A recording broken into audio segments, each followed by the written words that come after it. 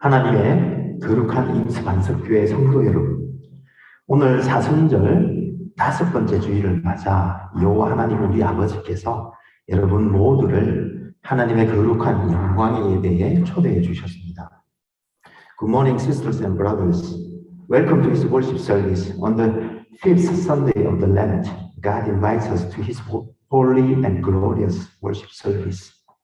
First of all, we would like to say hello to brothers and sisters in Jesus Christ. 먼저 사랑하시는 형제 자매들과 함께 서로 인사 나누는 시간을 가지면 좋겠는데요. 현재의 사정상 비록 팔꿈치 인사로 되긴 하지만 가능하시면 잘 모르시는 분들과 서로 인사를 더 깊이 나누어 주시면 감사하겠습니다. 일어나서 좌우에 그리고 좌우 위에 서로 인사 나누시면 감사하겠습니다.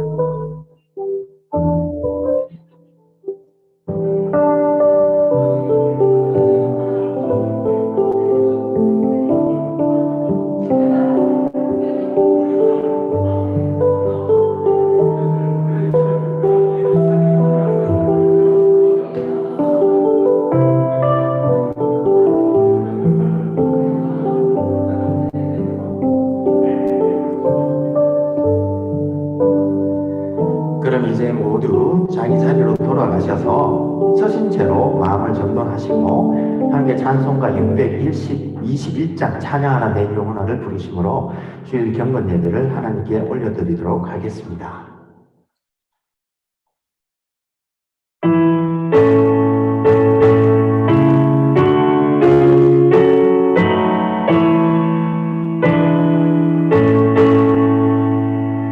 찬양하나 내 영혼아 찬양하나 내 영혼아 영광과 정성하여 주 찬양하라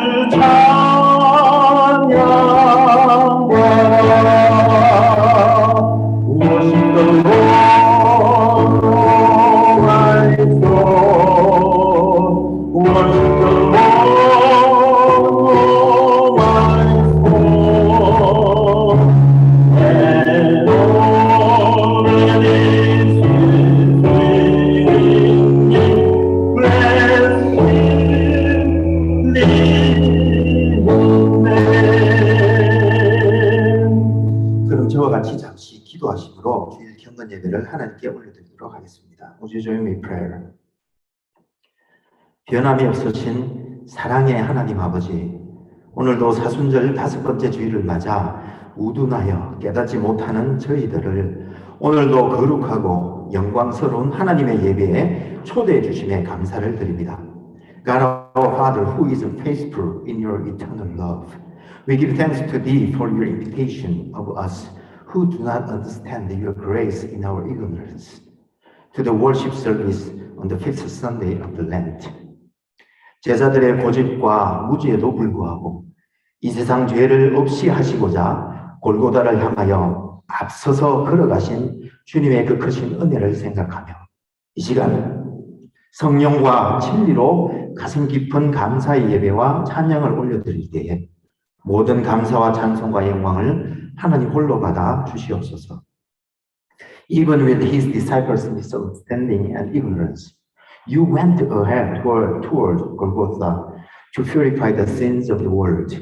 Meditating on your sacrificial love for us in Golgotha, we give thanks and praise to Thee in the Holy Spirit and truth. Gratitude, honor, and glory be to Thee, our God. We pray in Thy glorious name of Jesus Christ. All God's people said, Amen. 우리 다 같이 사도신경으로 우리의 신앙을 고백하시겠습니다. 저는 한글과 영어를 섞어서 고백하지만 여러분들은 저와 상관없이 여러분들의 heart language로 처음부터 끝까지 고백하시면 좋겠습니다. Let us confess our faith through Apostles' Creed. You may confess in your heart language. Let's confess. I believe in God the Father Almighty, the creator of heaven and earth. 나는 그의 유일하신 아들 우리 주 예수 그리스도를 믿습니다. 그는 성령으로 잉태되어 동정녀 마리아에게서 나시고 본디오 빌라도에게 고난을 받아 십자가에 못 박혀 죽으시고 장사된 지 사흘 만에 죽은 자 가운데서 다시 살아나셨으며 하늘에 오르시어 전능하신 하나님 우편에 앉아 계시다가 거기로부터 살아있는 자와 죽은 자를 심판하러 오십니다. I believe in the Holy Spirit, the Holy Catholic Church, the community of saints, the forgiveness of sins, the resurrection of the body, and life everlasting. Amen.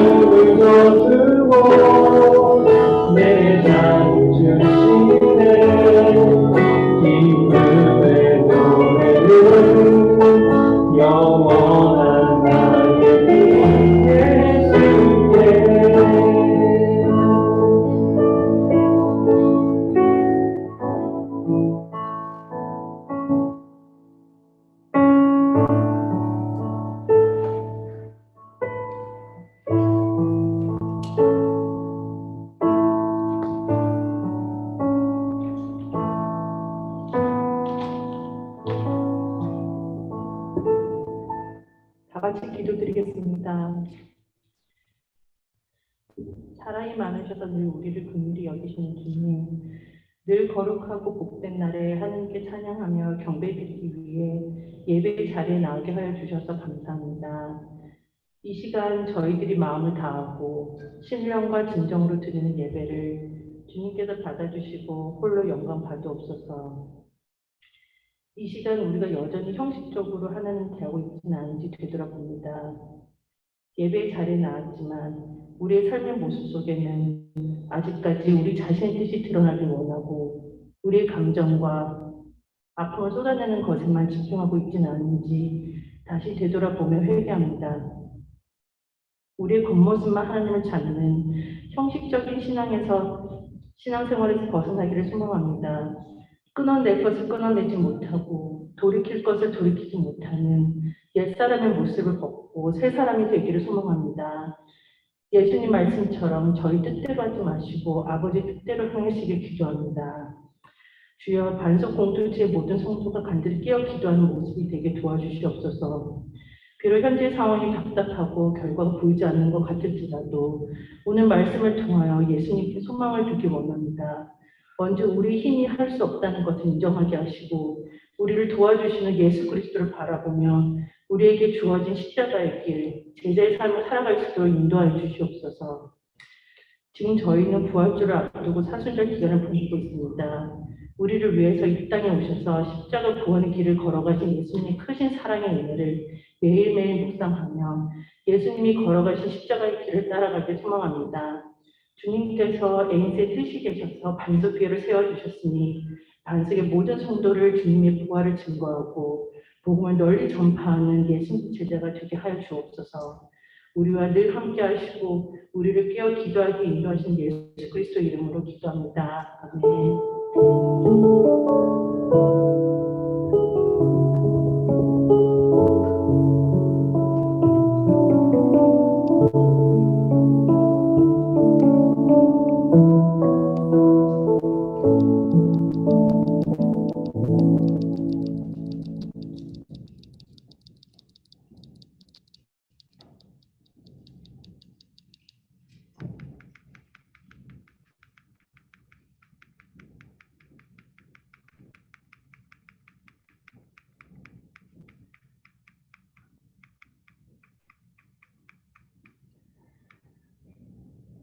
오늘 사순절 5번째 주일입니다. 이 주일에 하나님의 예배에 초대받은 여러분 모두와 특별히 저희 교회를 방문해 주신 모든 분들을 환영합니다. 오늘도 하나님의 크신 은혜와 사랑과 축복이 여러분과 여러분 가정과 사업장과 직장에 또 학업 위에 충만하시기를 기도합니다. 혹시 제가 좀 나오신 분들은 꼭 저를 만나주시면 좋겠고요. 다음 주일에 4월 10일인데 원래는 이제 부활주일에 하려고 했던 것인데 사정이 있어서 이 입교 예식을 진행하고자 합니다. 이번에 입교를 하실 분은 유현지 자매님과 조준성 자매님이신데요. 다음 주에 특별히 모두 함께 하셔서 서로 축하하고 또 새 등록교인을 받는 그런 환영으로 함께하는 시간이 되었으면 좋겠습니다. 혹시 신방이 필요하신 분은 전화 사모에게 연락 주시면 좋겠고요. 청년이구 기독교 세계관 공부가 매주 목요일 7시, 8시까지 1시간 동안 충분히 진행되는데요. 지난주에는 성경의 사본들, 그 다음에 성경의 번역본들에 대해서 어떤 것들이 있는지, 그런 것들이 어떻게 연관되어 있는지 서로 공부를 한 시간이었습니다.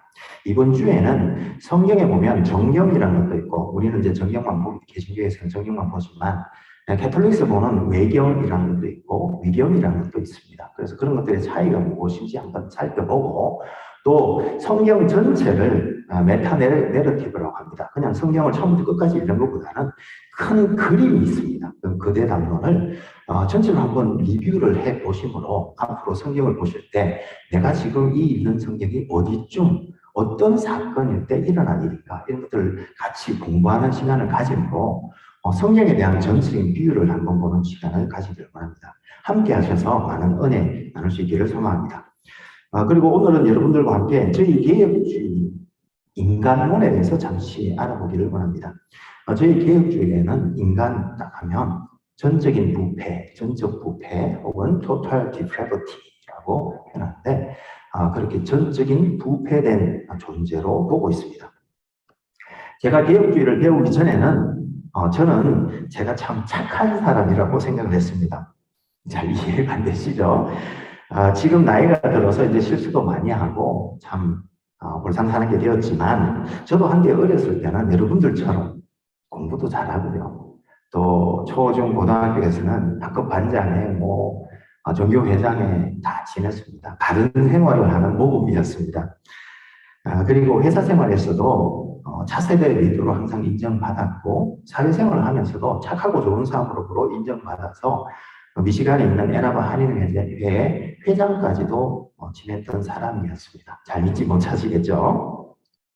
하여간 그랬던 제가 이 미시간 그랜드 레피드에 있는 칼빈 신학교에 입학을 했고 이 칼빈 대학교 캠퍼스 내에 있는 우드론 CRC에서 신앙생활을 했는데 칼빈 신학교에서도 그렇고 이 CRC, 우드론 CRC에서도 그렇고 그래서 참 이렇게 착한 사람을 잘 인정해주지 않는 것이었어요.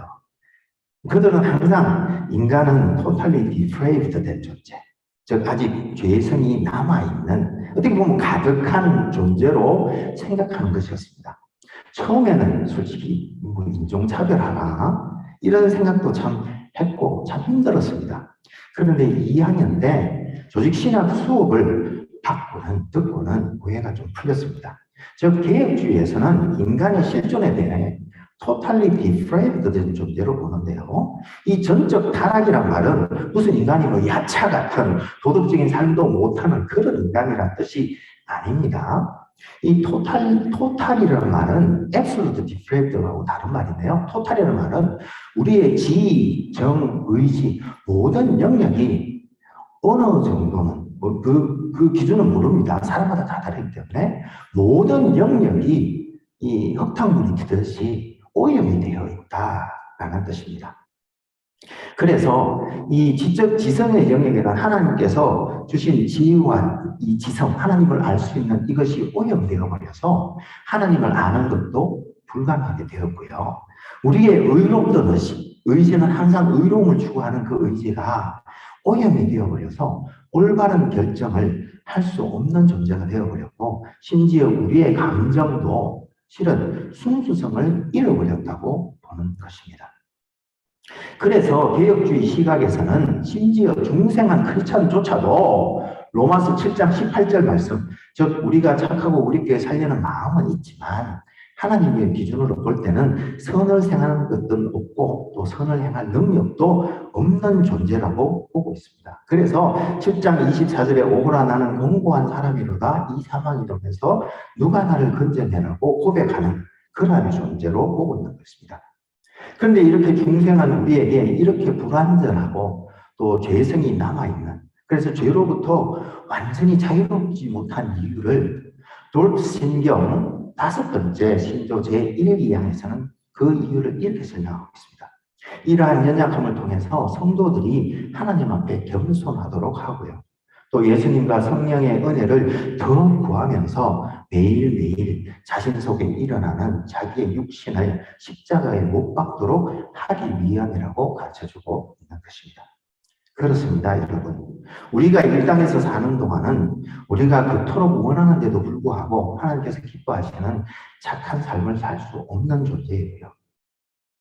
그렇기에 결국 이 지긋한 육신을 벗어나 부활의 몸을 입을 때 온전한 창조의 원령을 회복할 수 있는가? 그러므로 기도하옵기는 우리 모두가 하나님 앞에서 늘 겸손하고 다른 사람들의 부족함을 용서하고 용납하며 심지어 자기의 부족함조차도 용납할 줄 아는 그런 삶을 살 수 있기를 소망합니다. 감사합니다. 그리고 오늘 저녁 7시에 카운슬 모임이 있는데요. 장소는 추후에 알려드리겠습니다. 4월에 생일을 맞으신 소개해드리겠습니다. 김지용 집사님, 여태림 형제님, 이정재 어린이, 이준우 어린이, 준우 복수네요. 황재홍 형제님, 김명준 청년, 송익균 집사님, 송재균 집사님, 우민영 형제님, 김주환 어린이, 김효진 자매님, 이상윤 형제님입니다. 여러분 모두에게 주님의 이름으로 그리고 온 교회 이름으로 진심으로 축하드립니다. 박수하시면 좋겠습니다. 감사합니다. 그러면 지난주 말씀을 한번 암송해 보도록 하겠습니다. 같이 암송하시겠습니다. 너희 중에 누구든지 어뜸이 되고자 하는 자는 모든 사람의 종이 되어야 할지니라. 마가복음 10장 44절 말씀입니다.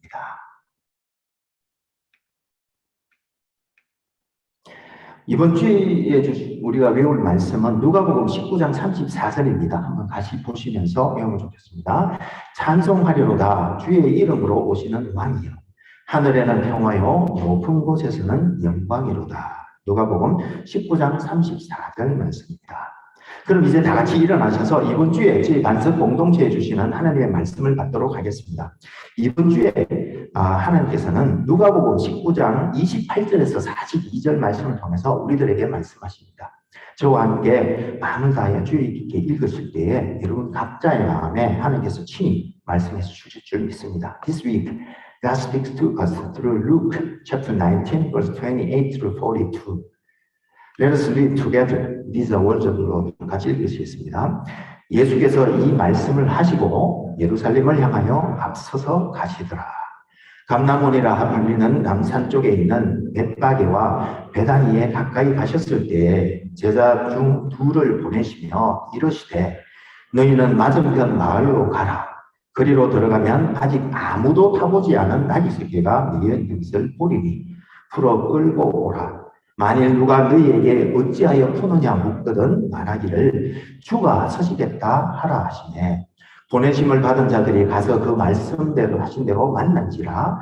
나귀 새끼를 풀 때에 그 인자들이 이르되 어찌하여 나귀 새끼를 푸느냐 대답하되 주께서 서시겠다 하고 그것을 예수께로 끌고 와서 자기들의 겉옷을 나귀 새끼 위에 걸쳐놓고 예수를 태우니 가실 때 그들이 자기의 겉옷을 길에 펴더라. 이미 감람산 내리막길에 가까이 오시네 제자의 온 무리가 자기들이 본 바 모든 능한 일로 인하여 기뻐하며 큰 소리로 하나님을 찬양하여 이르되 찬송하리로다 주의 이름으로 오시는 왕이여 하늘에는 평화요 가장 높은 곳에는 영광이로다 하니 무리 중 어떤 바리새인들이 말하되 선생이며 당신의 제자들을 책망하소서 하거든 대답하여 이르시되 내가 너희에게 말하노니 만일 이 사람들이 침묵하면 돌들이 소리 지르리라 하시니라. 가까이 오사 성을 보시고 우시며 이르시되 너도 오늘 평화에 관한 일을 알았더라면 좋을 뻔하였거니와 지금 내 눈에 숨겨졌도다. 이것은 하나님의 말씀입니다. 다 같이 감사합니다. 하나님. 자리에 앉으시고 잠시 저와 함께 기도하시겠습니다. 사랑하는 주님, 오늘 사순절 5번째 주일을 맞아 우리는 주님께서 우리의 죄를 위해 십자가를 지신 그 은혜를 잊어버리고 우리 생각을 고집하며 늘 주님을 아프시게 하지만 하나님 보좌 우편에 앉으신 주님께서는 끝까지 저희들을 사랑하셔서 오늘도 우리를 위해 중보해 주심에 감사를 드립니다. 이번 사순절 기간 동안 저희 공동체에 주시는 말씀들을 통해 저희를 향한 주님의 뜻을 깨닫게 하여 주시옵시되 먼저 종의 입술과 생각을 주정하여 주시고 또 모든 이들의 마음을 성령님께서 비춰주셔서 깨달은 말씀에 순종하는 은혜를 더하여 주옵소서. 우리 주님 예수님 이름으로 기도합니다. 아멘. 여러분 중국에 부자라는 분이 있으신데요. 그분은 정신이 또 하사불사성이라는 말을 했습니다. 이 말씀은 정신을 한 곳에 모으면 이루어지지 않는 일이 없다라는 뜻입니다. 이 말과 관련된 일화로 중국 전한시대에 이광이라는 사람의 이야기가 전해오는데요. 이광이라는 이분은 활을 아주 잘 쏘았고 또 말도 아주 잘 타는 아주 뛰어난 장군이었습니다. 한 번은 황제를 보위하여 사냥을 하다가 혼자서 큰 호랑이를 때려잡아 천하의 이름을 떨치기도 했던 분인데요. 그러던 어느 날 이분이 황혼역의 초원을 지나다가 보니까 어둠 속에서 몸을 웅크르고 있는 큰 호랑이를 발견했습니다. 그래서 일발필살의 신념으로 활을 당겼습니다. 그리고 활을 딱 놓았는데 화살이 호랑이 탁 명중을 하는 것이었습니다. 그런데 호랑이가 바락 넘어져야 될 건데 꼼짝도 하고 있지 않는 거예요. 그래서 신기하게 뭐 가까이 다가가 보니 그것은 호랑이가 아니라 자기가 방금 쏜 그 화살이 박혀있는 큰 바위였습니다. 그는 너무나 놀라서 다시 있던 자리로 돌아와서 혹시나 하고 다시 활을 다시 쏘았습니다. 명사수였으니 화살은 분명히 돌에 꽂혔는데 명중했는데 아니 튀어오르고 마는 것이었습니다. 생각해보니 정신을 한데 모으지 않았기 때문이었습니다. 이 예화는 결국 한 가지 일에 집중하여 온 힘을 다 쏟으면 세상에 안 되는 일이 없다는 교훈인데요.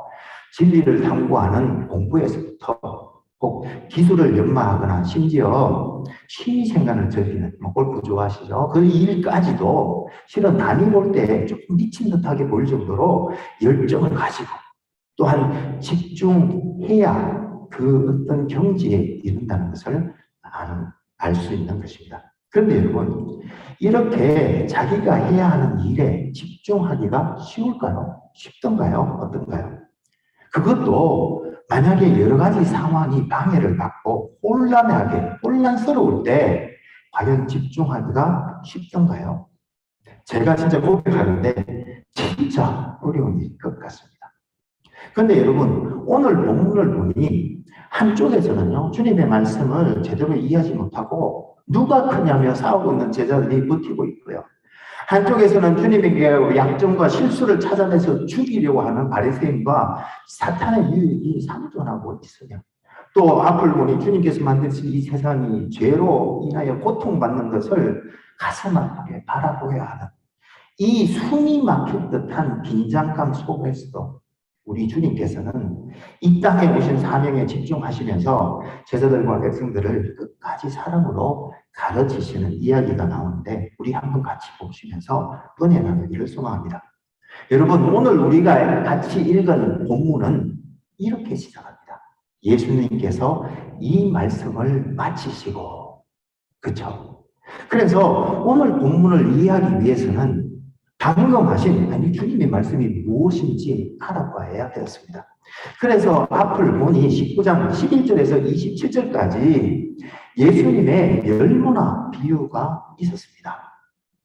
그래서 이 열무나 비유와 오늘 본문과의 관계를 알면 되겠구나 하고 읽는데 이 열무나 비유의 또 첫 번째 절 11절에는 또 제자들이 이 말씀을 듣고 있을 때에 이 비유를 더하여 주셨다라고 말씀하고 있었습니다. 그래서 또 이 말씀은 또 뭐냐?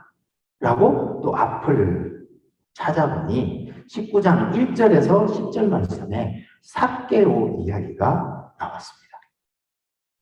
그래서 이 삭개오의 이야기의 배경을 이해하면 앞으로 쭉 되겠다 싶어서 또 이 삭개오 이야기의 앞에 나오는 배경 말씀들을 쭉 그슬로 한번 읽어 올라가 보니 18장 31절에서 33절까지 지난주에 우리가 살펴보았던 예수님의 세 번째 순환 예고가 적혀 있는 것이었습니다. 결국 오늘의 본문은 지난주 말씀, 즉 예수님의 세 번째 순환 예고와 연결해서 보아야 그 뜻을 온전히 파악할 수 있다는 생각이 들어서 이 18장 31절에서 34절에 있는 예수님의 순환 예고에 대하여 누가는, 지난주 우리는 마가복음을 봤죠, 그죠? 이 누가는 어떻게 말하고 있나 자세히 한번 살펴보니 이 누가복음은요, 예수님의 이 순환 예고 때에 예고에 대한 제자들의 반응을 지난주에 우리가 함께 살펴본 마가복음과는 다르게 기록되어 있었습니다. 무슨 말인가 하면 지난주에 우리가 살펴보았을 때는 예수님이 순환예고를 하시자 야고보와 요한이 숨긴 야망을 드러내는 황망한 이야기도 있었고요. 또 그로 인하여 제자들 간에 다툼이 일어났다는 이야기도 우리가 보았지 않습니까? 그리고 주님께서는 서로 섬기고 화목하라 라고 말씀하시면서 주님께서 고난받으시는 이유는 사람들의 죄를 대속하기 위한 것이라는 말씀도 있었는데 누가는 이 말씀들을 다 생각해버리고 결론적으로 한마디로 말하고 있었는데요. 그 말씀은 제자들이 예수님의 순환 예고 말씀을 하나도 깨닫지 못하였다 이렇게 말하면서 그 이유를 주님의 말씀이 그들에게 감추어졌기 때문이다 라고 말하고 있었습니다. 이와 같이 실은 누가복음에 보면요, 주님의 말씀을 깨닫기 위해서는 주님께서 마음을 열어 깨닫게 해 주셔야만 한다고 하는 말들이 여러 번 나옵니다. 특히 부활하신 주님께서 제자들이 숨어있는 땅에 찾아가셨을 때 이 제자들의 마음을 열어 성경을 깨닫게 해주셨다고 말씀하는 등 늘 주님의 말씀을 깨닫는 것은 주님의 은혜라고 누가는 고백하고 있는데, 오늘 말씀이 만약에 깨달아진다면 그것은 성령님의 은혜인 줄 알고 감사해야 할 줄도 있습니다. 그러면 여러분, 우리는 그저 가만히 있기만 하면 주님께서 그냥 자동적으로 우리가 깨닫게 그렇게 해주시는 걸까요? 어떻게 생각하십니까?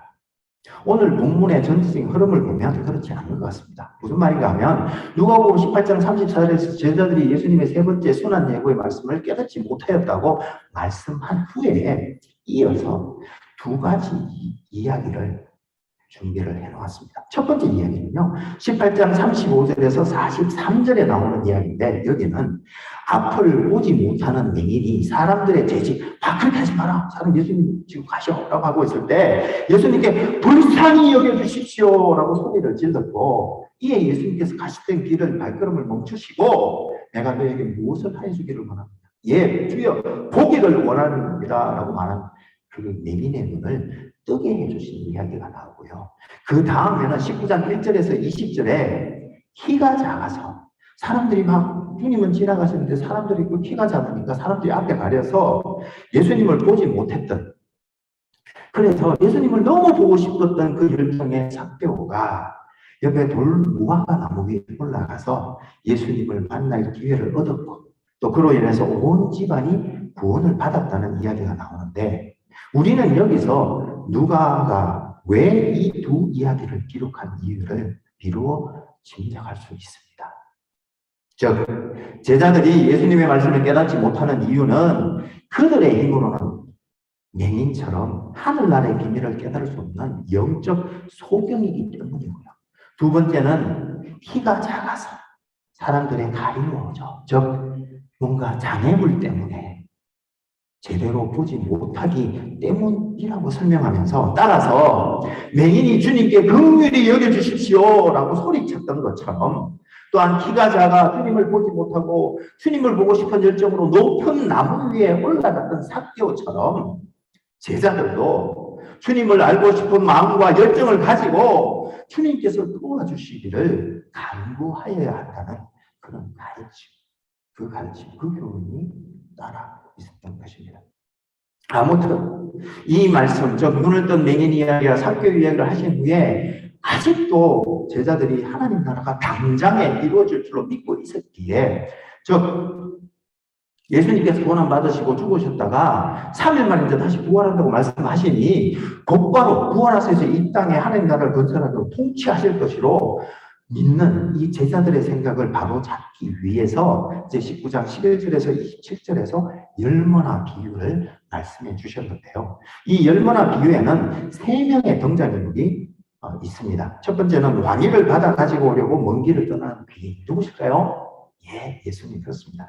이 귀인을 미워하고 인정하지 않는 백성들, 그때 주님을 배신하고 배척했던 이스라엘 사람들이겠죠. 그리고 먼 길을 떠는 귀한일에서 한 문화씩을 받고, 달란트 배우고 다닙니다. 한 문화씩을 받고 주님께서 뭐라고 하시면 장사하라 라는 명을 받은 10명의 종들이 등장하는데요.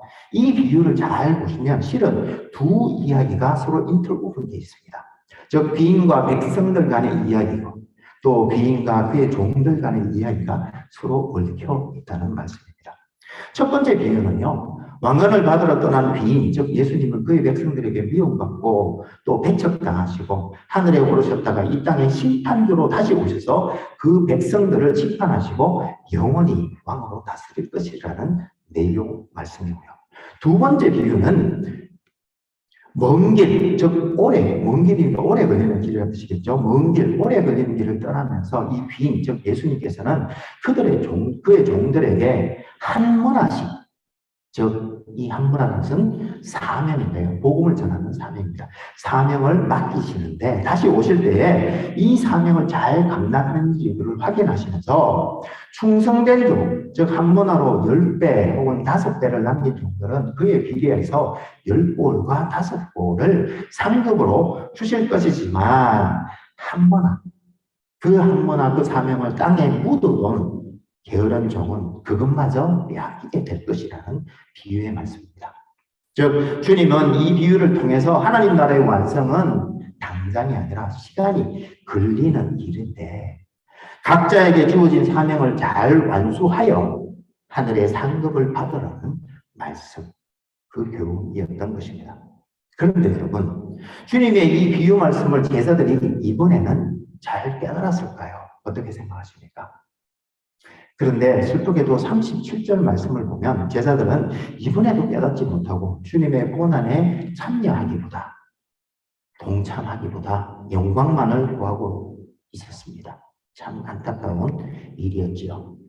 아무튼 주님께서는 이 비유의 말씀을 해주신 후에 이제 오늘 본문에서 보시는 것처럼 예루살렘을 향하여 제자들보다 앞서서 이제 가시는데 오늘 본문을 잘 이해하기 위해 먼저 예루살렘 주위의 지명을 좀 살펴보면 좋겠습니다. 요단강에서 여리고를 지나 예루살렘으로 가는 길은 오른쪽 위 그림에서 보는 것처럼 산도 있고 두목도 있고 하면서 올라가는 그런 길인데요. 이것을 예루살렘을 동수로 잘라본 밑에 있는 그림입니다. 단면도로 한번 보면 이렇게 보입니다. 저 오른쪽 높은 산이 감람산이고요. 이 감람산 정상을 넘어가기 전에 이 동쪽 사면에 있는 마을이 바로 벳파게라는 마을입니다. 그리고 감람산을 넘어서 이제 내리막길을 쭉 내려갔다가 기드온 골짜기, 성경이 많이 나오죠. 지나서 다시 올라가면 다윗성과 이 헤롯 성전이 나옵니다. 그리고 왼쪽에 보이는 산은 이 시온산인데요. 이곳에는 헤롯 궁전, 헤롯이 그때 새로 궁전을 지어서 그곳에 헤롯 궁전이 있습니다. 그래서 이 다윗성과 시온성에 있는 헤롯 궁전까지가 예루살렘이라고 보시면 되겠습니다. 아무튼 예수님께서는 이 감람산 동쪽 산에 있는 벳바게에 이제 가까이 가셨습니다. 아직 가지 않으셨습니다. 제자들을 보내서 맞은편 마을에 들어가 아직 아무도 타지 않은 나귀 새끼가 매여 있을 텐데 풀어서 끌고 오라고 말씀하시면서 만일 누가 어찌하여 푸느냐라고 묻거든 주가 서시겠다. 무슨 비밀 말씀 같습니다. 그죠? 꼭 하라고 말씀해 주셨습니다. 그래서 두 제자가 가보니 예수님께서 말씀하신 대로 나귀 새끼와 아니 어미 나귀까지 있었습니다. 그래서 풀어서 끌고 오려고 하는데 그때 마침 인자들이 나와서 어찌하여 나귀 새끼를 푸느냐고 그렇게 물었고 대답하되 주가 서시겠다고 하자 그들이 순순히 아무 말도 없이 내어줬습니다. 그래서 제자들이 그 나귀 새끼를 끌고 와서 자기들의 겉옷을 벗어 나귀 새끼의 등에 깔고 또 자기들의 겉옷과 길가에 있는 누가 보면 정확하게 나오지 않지만 종려나무 잎들을 따라서 길에 펴면서 이 감람산 내리막길을 이제 내려옵니다. 제자들의 온 무리가 자기들이 본 모든 예수님이 하신 기적들 때문에 기뻐하면서 큰 소리로 이제 예수님 들어가신다는 거죠. 찬송하리로다 주의 이름으로 오시는 왕이니라. 하늘에는 평하여 가장 높은 곳에서는 영광이로다. 쉬운 말로 하면 지금 우리말로 하면 하나님 영광 받으십시오. 그렇게 소리쳤습니다. 그러자 예수님을 죽일 정도를 찾고자 늘 예수님을 따라다녔다. 제자도 아닌데 참 예수님이 열심히 쫓아다녔던 바리새인들이 예수님을 왕이라고 소리치는 제자들이 큰 소리 외침이 귀에 거슬렸던지 예수님에게 찾아와서 아니 선생님이요 당신의 제자들을 책망하십시오 라고 했는데 예수님께서는 그때 만일 이 사람들이 침묵하면 이 돌들이 소리 지르리라고 말씀해 주셨습니다. 그 이유는 예수님께서는 비록 스가랴 9장 6절 말씀 겸손의 왕으로 나귀 새끼를 타고 이 땅에 들어오셨지만 또한 분명한 것은 신성을 가지신 하나님이시자 왕으로서 그의 택하신 백성과 그의 성 예루살렘으로 입성하시는 순간이었기 때문이었습니다. 그리고 예루살렘에 이제 점점 가까워지시자 이 비탈길에서 성을 보시면서 우셨는데요. 거기에는 지금 눈물교회라는 것이 세워져 있습니다. 하여튼 그 이유는 주님께서는 이 30여 년 후에 AD 70년에 있을 유대와 로마의 전쟁 때 로마가 예루살렘을 점령하고 이 성전을 완전히 파괴해버리고 수많은 이 이스라엘 백성들이 처참하게 죽을 것을 이미 내다보셨기 때문에 오셨습니다. 하여튼 그리고 나서 주님께서는 그때부터 이제 마지막 십자가에 죽으시기 전날까지 성전에서 그토록 주님의 사역과 주님의 뜻을 이해하지 못했던 제자들과 백성들을 가르치셨는데요. 예수님은 그의 사랑하시는 수제자가 베드로가 주님을 저주까지 하면서 부인할 것도 알고 계셨고, 또 주님께서 십자가에 돌아가실 때 그가 사랑했던 제자들이 다 도망가 버릴 것도 아셨고, 그리고 심지어 그들 중에는 사람들의 그 무리에 섞여서 주님을 십자가에 못 박으라고 외칠 것도 다 알고 계시는데, 그럼에도 불구하고 오히려 주님의 백성들의 공고함을 보시고 눈물을 흘리시며 잡혀 죽이시기 하루 전날까지도 그의 제자들과 백성들을 끝까지 사랑으로 가르치셨던 것입니다.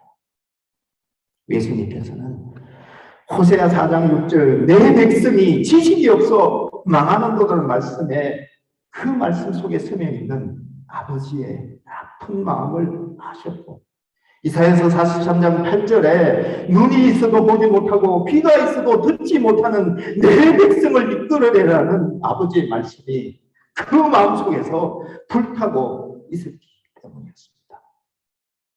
사랑하는 여러분, 우리도 모두 주님의 제자들입니다.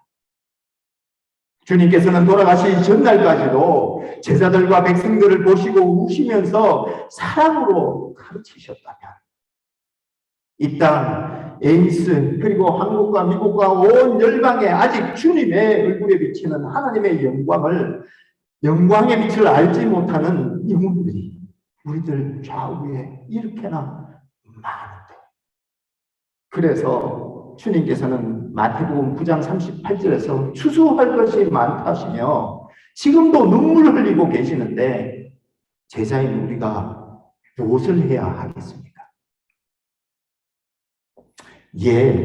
그들에게 복음을 전하고 이제 제자를 삼아 주님께서 가르쳐 주신 것을 또한 가르쳐 지키게 해야 할 줄로 믿습니다. 그런데 여러분, 이 일을 한다는 것이 무엇을 의미할까요? 우리 모두가 학업 다 때려치우고 직장도 버리고 이제 신학교로 가고 선교사로 나가야 한다는 말씀일까요?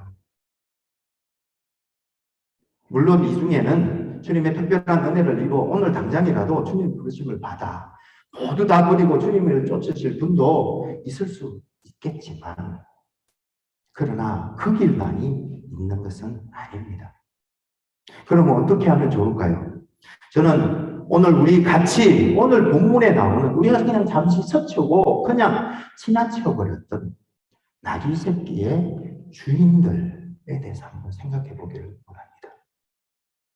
이들 나귀의 주인들은요, 예수님께로부터 나귀 새끼를 준비해 놓으라는 말씀을 언제 어떻게 어디를 통해서 전해 들었는지는 성경은 침묵하고 있으나 많은 주석가들은 오늘 본문에 나오는 이 나귀 새끼의 주인들은 실은 주님의 제자들이었는데 어떤 전언을 통해 어떤 방법을 통해 주님께서 이제 예루살렘으로 들어가실 때 사실 나귀 새끼를 준비하고 기다리고 있었다고 그렇게 말하고 있습니다. 그렇습니다. 그들의 이름도 그들의 기다림도 그들의 인내도 성경에서는 말하지 않고 있지만 언제 오실지 모를 주님을 기다리며 그들은 주님께서 그의 성 예루살렘에 들어가실 때 주님께서 다시 이 나귀 새끼를 준비하여 그곳에 메어놓고 어제도 오늘도 기다리고 있었던 것입니다. 사랑하는 여러분, 저는 이 이름 없는 그 제자들과 나귀 새끼가 참 우리들 같다라는 생각을 해보았습니다. 여기 이곳 에임스에서 주님께서 앞으로 서실 젊은이들을 훈련시키고 준비시키고 있는 이름 없는 제자들, 그리고 아무도 타보지 못한 순결한 주님의 신부가 되기 위해서 지금도 커가고 있는 젊은이들. 그것이 바로 우리가 여기로 부름받는 이유이고 우리가 지금 여기 있는 이유라고 생각합니다. 비록 아무도 알아주지는 않지만 그러나 우리는 주님께서 주목하시는 그 말씀을 붙들고 그 일을 지금 하고 있는 제자들인 것입니다. 사랑하는 여러분 힘을 내십시다. 지금 당장 우리 눈에는 그 은혜와 영광이 보이지 않습니다. 그러나 주님은 분명히 우리를 보고 계시며 충성된 종들에게 귀한 상급을 주실 그 귀한 상급들을 준비해 놓으신 줄 믿습니다. 우리 같이 기도하시면 좋겠습니다.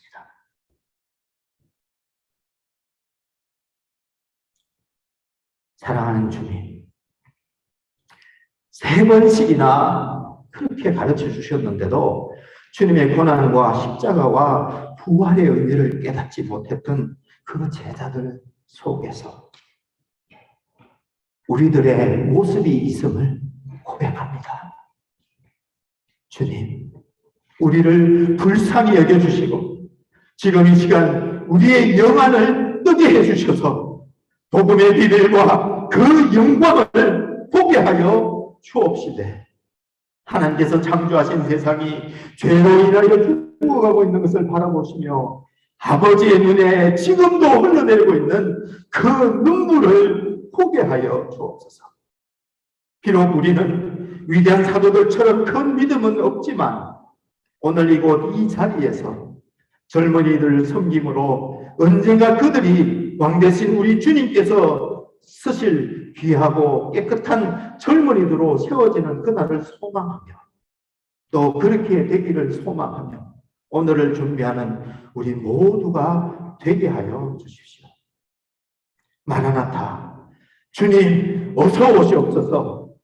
사랑하는 또 사랑하시는 우리 주님 예수님 이름으로 기도합니다. 아멘.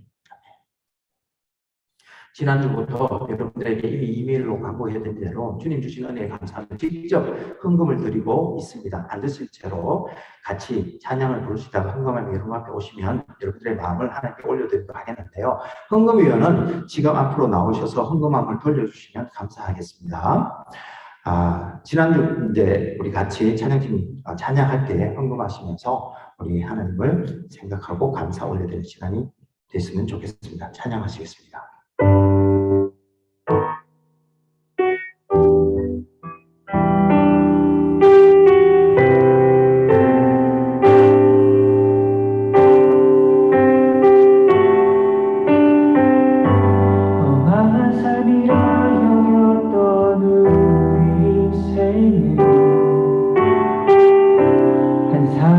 짊어진 십자가로 변했네.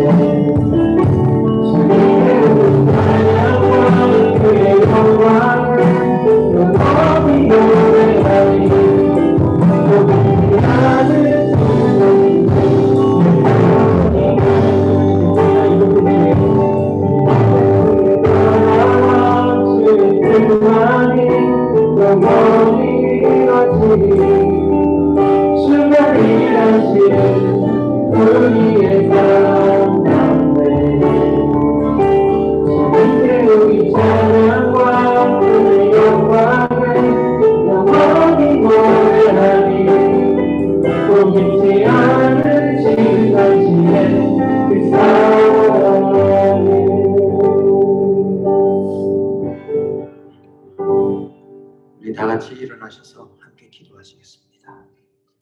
오늘 사순절 5번째 주일을 맞아 오늘도 저희들의 부족함을 덮으시며 가르치시고 은혜 내려주시는 주님께 감사하여 지금 이 시간 올려드리는 모든 헌금과 헌신과 또한 눈물들을 하나님 아버지께서 받아주옵시되 지금도 하늘 문을 여셔서 하늘과 땅의 모든 신령한 복들과 치유와 회복과 형통의 복을 내려주시옵소서. 이제는 나 같은 죄인을 살리시기 위하여 의연하고 단호하게 앞서서 골고다 언덕길을 오르셨던 주님을 쫓아 각자의 위치에서 각자의 은혜의 분량대로 우리도 주님께서 맡겨주신 자기 십자가를 지고 주님을 따르기로 다짐하고 결단하는 하나님의 백성들과 청년들과 자녀들과 새 가족들과 또 치유와 회복과 형통의 은혜를 구하는 모든 지체들 위해 지금도 십자가로 우리를 이끄시는 우리 주 예수 그리스도의 한없는 은혜와 하나님 우리 아버지의 놀라우신 사랑과 성령님의 능력과 은사를 부어주시니 이제로부터 영원히 함께하옵시기를 간절히 축원하옵나이다. 아멘.